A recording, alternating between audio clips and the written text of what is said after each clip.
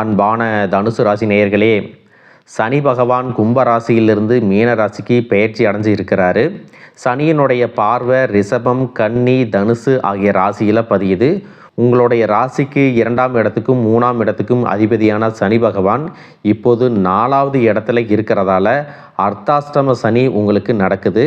இந்த நேரத்தில் உங்களுடைய குடும்பம், வேலை மற்றும் பொருளாதாரம், உடல்நிலை, ஆரோக்கியம், பணவரவு இதில் எந்த மாதிரியான மாற்றங்கள் எல்லாம் இருக்கும், எந்த இடத்துல நீங்கள் கவனமாக இருக்கணும், எந்த மாதிரி விஷயங்களை செஞ்சால் அது உங்களுக்கு சிறப்பான நல்ல பலன்களை கொடுக்கும் அப்படிங்கிறத பற்றி தான் இந்த வீடியோ பதிவில் முழுசாக பார்க்க போகிறோம்.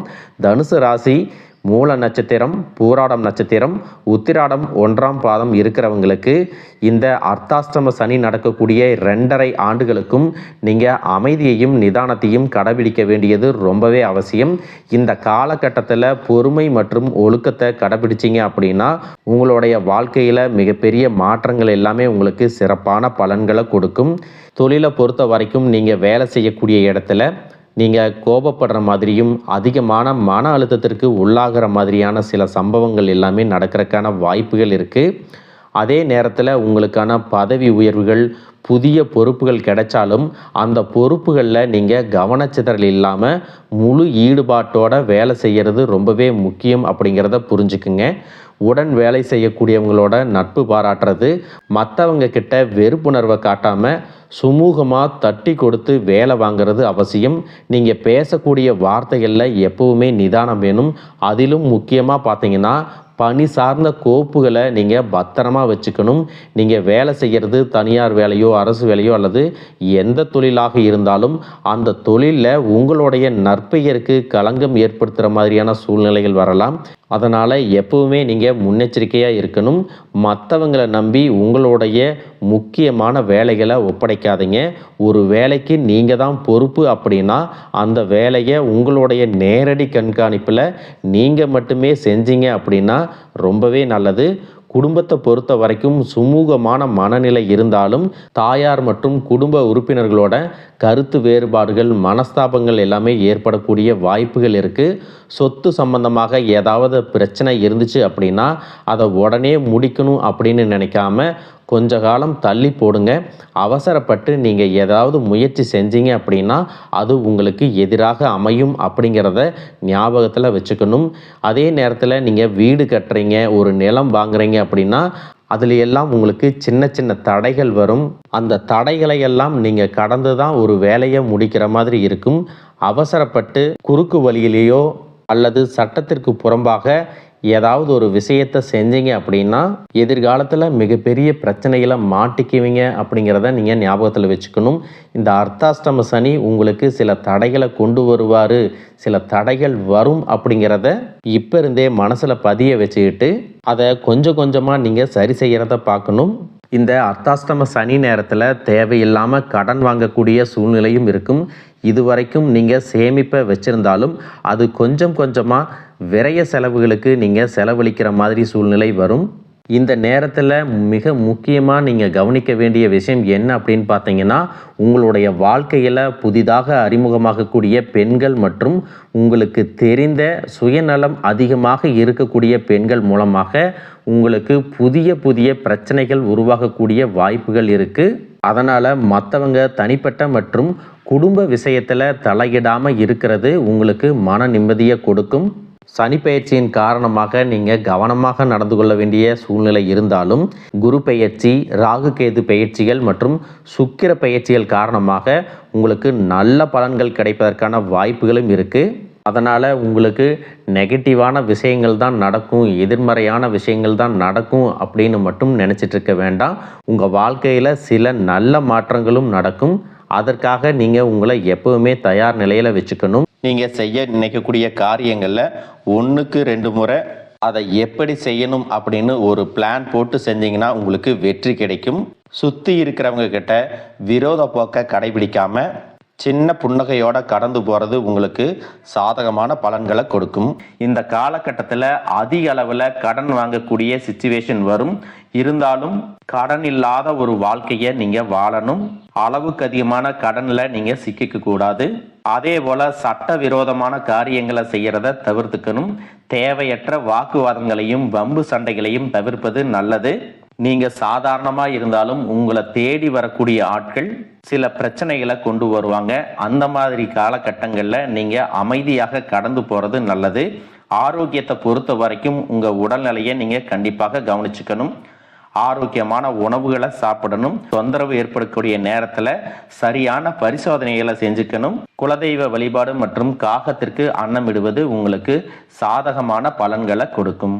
குருவினுடைய பயிற்சியும் சுக்கிர பயிற்சியும் சூரிய பயிற்சி ராகு கேது பயிற்சிகள் அப்படின்னு கிட்டத்தட்ட 5 பயிற்சி பலன்கள் எல்லாமே உங்களுக்கு இந்த 2026ஆம் ஆண்டுல முழுமையான பலன்களை கொடுக்க போறாங்க.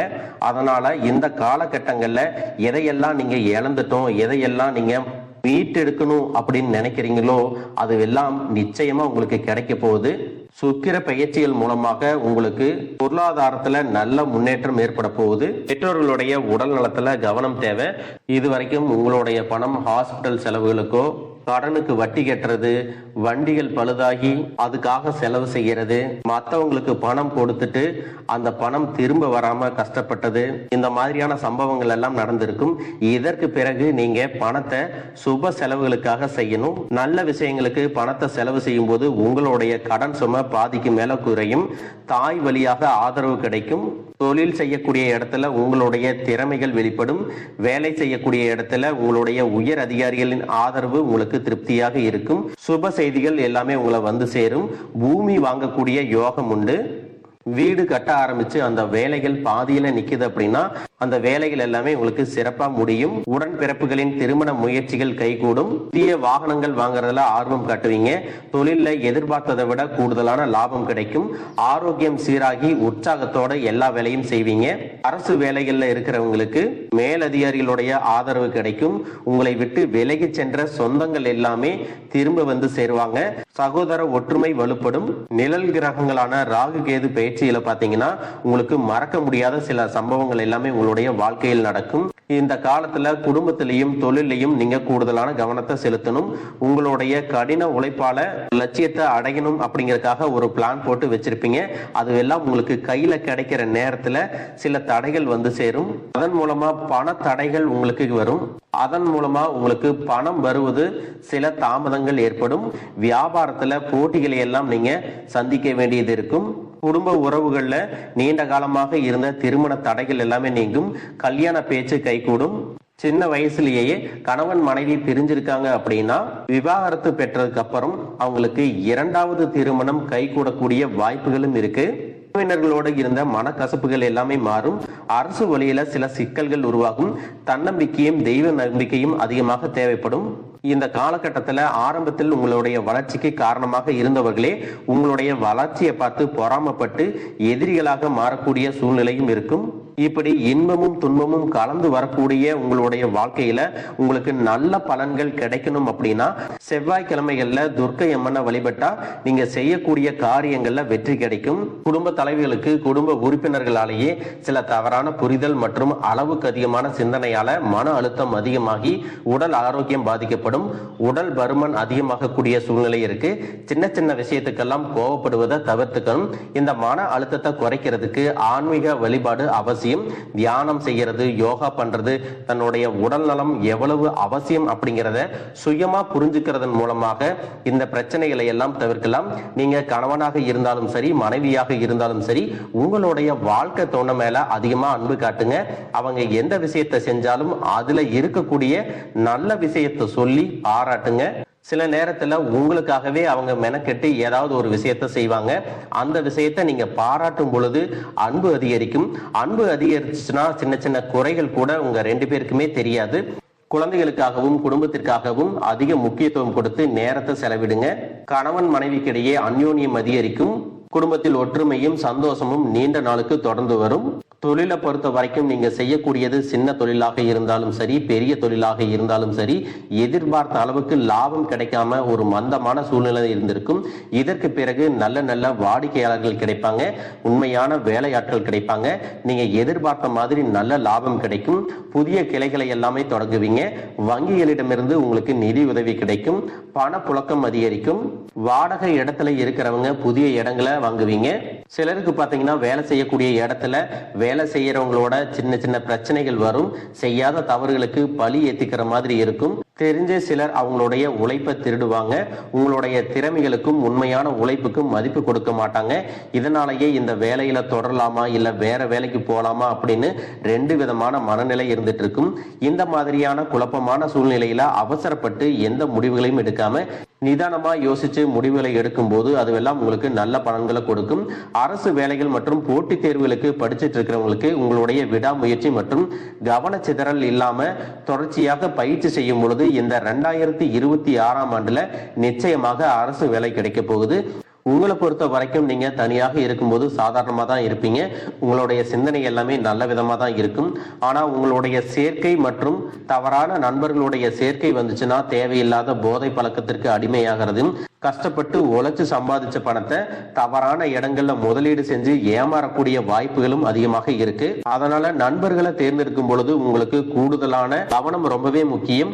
புதிய தொழில் மற்றும் முதலீடுகள் செய்யும் பொழுது அது நல்லதா கெட்டதா அப்படின்னு எல்லா இடத்துலையும் ஆராய்ஞ்சு பார்த்து முடிவெடுப்பது உங்களுக்கு நல்ல பலன்களை கொடுக்கும். என்னதான் உங்களை வீழ்த்தணும், உங்களை தோற்கடிக்கணும், உங்களை கெடுக்கணும் அப்படின்னு எத்தனை பேர் முயற்சி செஞ்சாலும் அந்த முயற்சிகளை எல்லாம் தோற்கடிப்பீங்க, அவங்கள நீங்க ஜெயிச்சு வருவீங்க. போலியான உறவுகள் மற்றும் விரும்பத்தகாத நபர்கள் உங்களை விட்டு விலகி போவாங்க. புதிய நண்பர்களுடைய சேர்க்கை உங்களுக்கு ஆறுதலை கொடுக்கும். இந்த மாதிரி புதுவிதமான மாற்றங்கள் எல்லாமே உங்க வாழ்க்கையில நடக்க போகுது. நல்ல விஷயங்களை மட்டும் செய்யுங்க, உங்களுக்கு நல்லதே நடக்கும். வாழ்க வளமுடன், வாழ்க பல்லாண்டு.